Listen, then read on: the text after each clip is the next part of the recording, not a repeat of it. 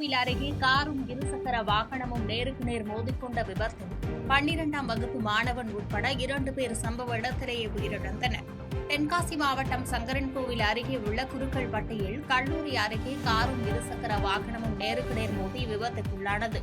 இந்த விபத்தில் இருசக்கர வாகனத்தில் பயணித்த மறுக்காலங்குளத்தை சேர்ந்த விஜயகுமார் மற்றும் 12ஆம் வகுப்பு மாணவன் கார்த்திக் ஆகிய இருவரும் சம்பவ இடத்திலேயே உயிரிழந்தனர். காரில் வந்த இருவர் காயமடைந்தனர். தகவல் அறிந்து வந்த பனவடலிச்சத்திரம் காவல்துறையினர் விபத்தில் உயிரிழந்த இருவரது உடல்களை மீட்டு சங்கரன்கோவில் அரசு மருத்துவமனைக்கு பிரேத பரிசோதனைக்கு அனுப்பி வைத்து விபத்து குறித்து விசாரித்து வருகின்றனர். தாமிரபரணி நதியை தூய்மைப்படுத்தி மீட்டெடுக்கும் வகையில் உலக வங்கி உதவியுடன் 56 கோடி ரூபாய் மதிப்பில் புதிய திட்டம் செயல்படுத்தப்பட்டு வருவதாக நெல்லை மாநகராட்சி கண்காணிப்பு பொறியாளர் கண்ணன் தெரிவித்துள்ளார். நெல்லை மாநகராட்சி பகுதியில் ஆக்கிரமிப்புகளால் அழியும் நிலையில் இருந்த உடையார்பட்டி குளம் மாவட்ட நிர்வாகம் மற்றும் தனியார் பங்களிப்புடன் ரூபாய் 56 கோடி மதிப்பில் தூர்வாரப்பட்டு புனரமைக்கப்பட்டது. இந்த குளத்தை மாவட்ட நிர்வாகத்திடம் ஒப்படைக்கும் நிகழ்ச்சியில் பேசிய மாநகராட்சி கண்காணிப்பு பொறியாளர் கண்ணன், வற்றாத ஜீவநதியான தாமிரபரணியை பாதுகாக்க உலக வங்கி உதவியுடன் புதிய திட்டம் செயல்படுத்தப்படுவதாக கூறினார். இதன்படி மாநகர பகுதிக்குள் பாயும் 7 கிலோமீட்டர் தூர நதிப்பகுதி ரேடார் சர்வே மூலம் 6 பகுதிகளாக பிரிக்கப்பட்டு கழிவுநீர் கலப்பதை தடுக்கவும், இயற்கை முறையில் தண்ணீரை சுத்திகரிக்க வெற்றிவேர் கல்வாழை தாவரங்களை நடவும் நடவடிக்கை எடுக்கப்பட்டு வருவதாக கூறினார். தமிழக வெற்றிக் கழகத்திற்கு கொள்கை கோட்பாடுகள் எதுவும் இல்லை என்றும் அது இன்னும் தொப்பு கொடி அறுக்காத குழந்தை என இந்திய கம்யூனிஸ்ட் கட்சி தலைவர் முத்தரசன் விமர்சித்துள்ளார். தேனி மாவட்டம் போடிநாயக்கனூரில் தனியார் வாகன பயிற்சி மையத்தை தொடங்கி வைத்த பின் செய்தியாளர்களை சந்தித்த இந்திய கம்யூனிஸ்ட் கட்சியின் மூத்த தலைவர் முத்தரசன், பாஜகவின் மதவாத நடவடிக்கைகளை கட்டுப்படுத்த இந்தியா கூட்டணியை பலப்படுத்த வேண்டும் என்றார். தமிழக வெற்றிக் கழகம் குறித்து பேசிய அவர், அக்கட்சிக்கு கொள்கை கோட்பாடுகளும் இல்லை, ஒரு கத்தரிக்காயும் இல்லை என்று சாடியதோடு, தாவேக இன்னும் தொப்புள் கொடி அறுக்காத குழந்தை, அது வளர வளரத்தான் தெரியும் என்றார்.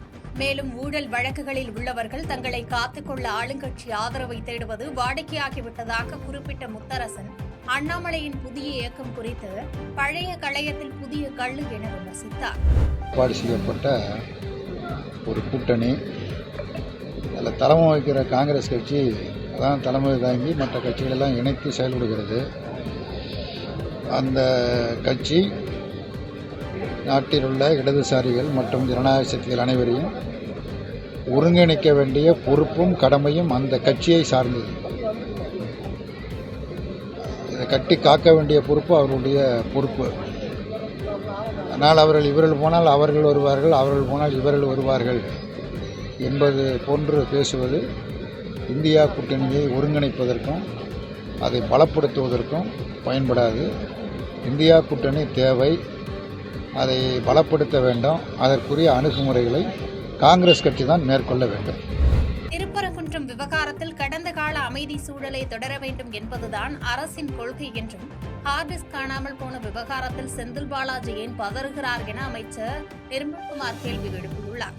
மதுரையில் அதிகாரிகளுடன் ஆய்வுக் கூட்டம் நடத்திய பின் செய்தியாளர்களை சந்தித்த அமைச்சர் நிர்மல்குமார், மதுரை மாநகராட்சி ஊழல் முறைகேடுகள் குறித்து கடுமையான நடவடிக்கை எடுக்கப்படும் என உறுதியளித்தார்.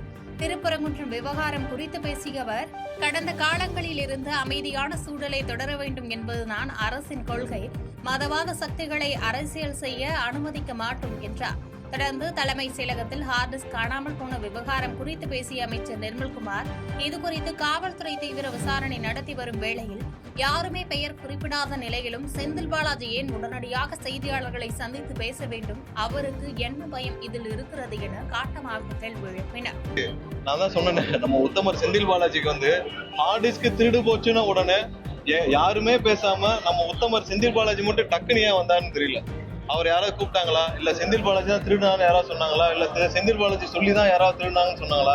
யாருமே இல்லாமல் நானும் அதுக்கு முன்னாடி என்ன பிரஸ் மீட் சொன்னேன், காவல்துறை விசாரிச்சுட்டு இருக்காங்க, விசாரணை முடியும் பிறகு சொல்றோம்னு சொன்னோம். டக்குன்னு செந்தில் பாலாஜி திசை திருப்பான் ஏன் உடனே ஆஜரானான்னு தெரியல.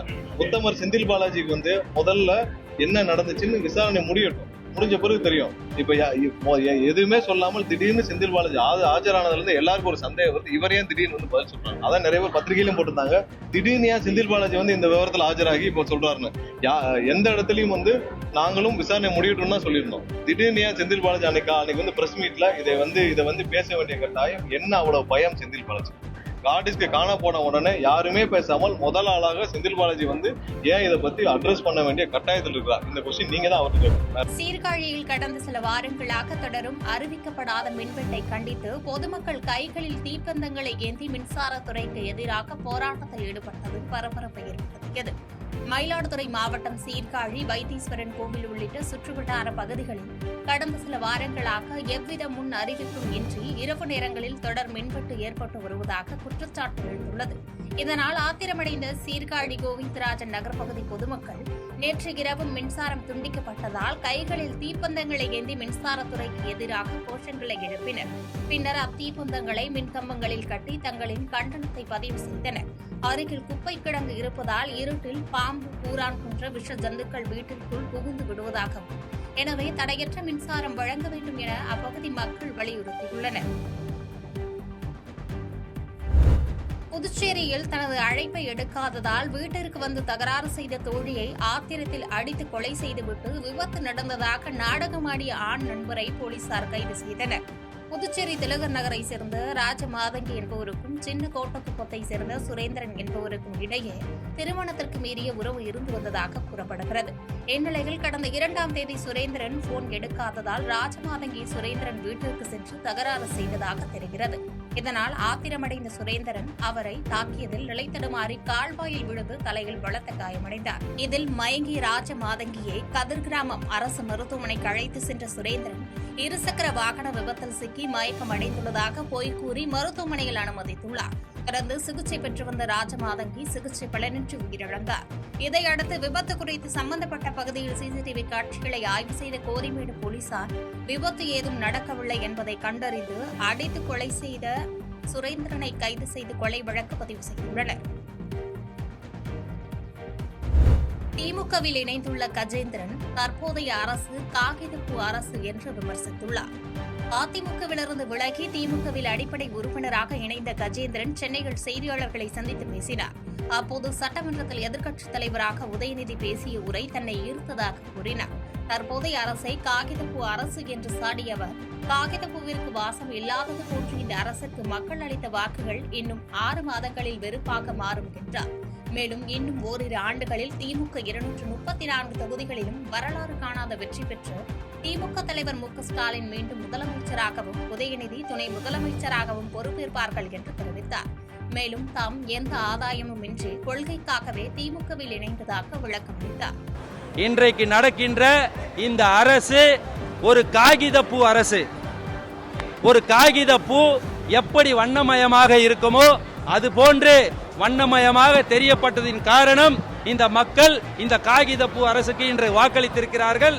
ஆனால் இந்த காகித பூவுக்கு எப்படி வாசம் இல்லையோ, காகித பூவில் எப்படி தேன் இல்லையோ, அதை எப்படி வண்டுகளும் பட்டாம்பூச்சிகளும் சென்று ஏமாந்து திரும்பி வருமோ அதே போன்று இந்த காகிதப்பூ அரசை இன்னும் 6 மாத காலத்தில் மக்கள் யாரெல்லாம் வாக்களித்தார்களோ அவர்களே வெறுத்து ஒதுக்கி வர இருக்கின்ற இன்னும் ஓராண்டு காலத்திலே மீண்டும் திராவிட முன்னேற்ற கழகம் 234 தொகுதியிலும் வரலாறு காணாத வெற்றி பெறும்.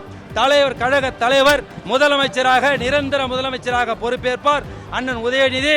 அவரோடு அவர் கலைஞரை வலுப்படுத்தும் வகையிலே அவர் இன்றைக்கு நிச்சயமாக துணை முதல்வராக வருவார். இந்த ஆட்சி இன்னும் 6 மாத காலத்திலே முடிவுரை எழுதப்படும். திண்டிவனத்தில் உழவர் சந்தை மற்றும் அம்மா உணவகத்தில் ஆய்வு மேற்கொண்ட சமூக நீதித்துறை அமைச்சர் வன்னியரசு சாம்பாரில் காய்கறிகள் இல்லாதது குறித்து சம்பந்தப்பட்ட பணியாளர்களிடம் கேள்வி எழுப்பினார். விழுப்புரம் மாவட்டம் திண்டிவனத்தில் சமூக நீதித்துறை அமைச்சர் வன்னியரசு உழவர் சந்தையில் ஆய்வு செய்து விவசாயிகளிடம் குறைகளை கேட்டறிந்தார்.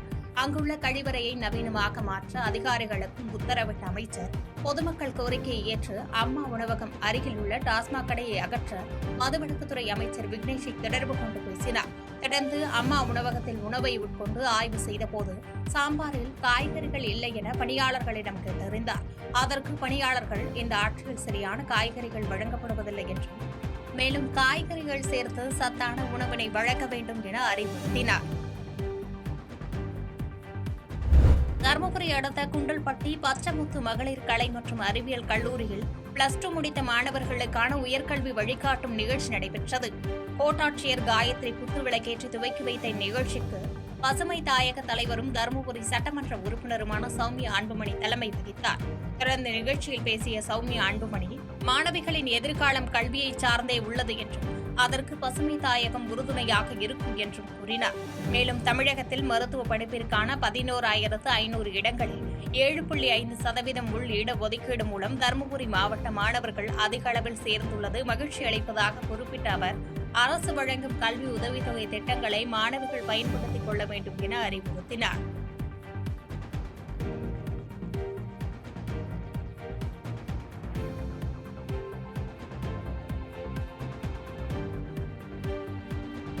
செய்திகளை உடனுக்குடன் தெரிந்து கொள்ள கீழ்க்கண்ட கேபிள் மற்றும் டிடிஎச் நெட்வொர்க்குகளில் எம்நாடு செய்தி தொலைக்காட்சியை காணுங்கள். பாதகம் செய்பவரை கண்டால் நாம் பயம் கொள்ளலாகாது பாப்பா.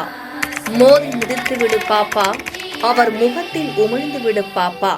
அண்மை செய்திகளை உடனுக்குடன் தெரிந்து கொள்ள இணைந்திருங்கள் எம்நாடு தொலைக்காட்சியுடன்.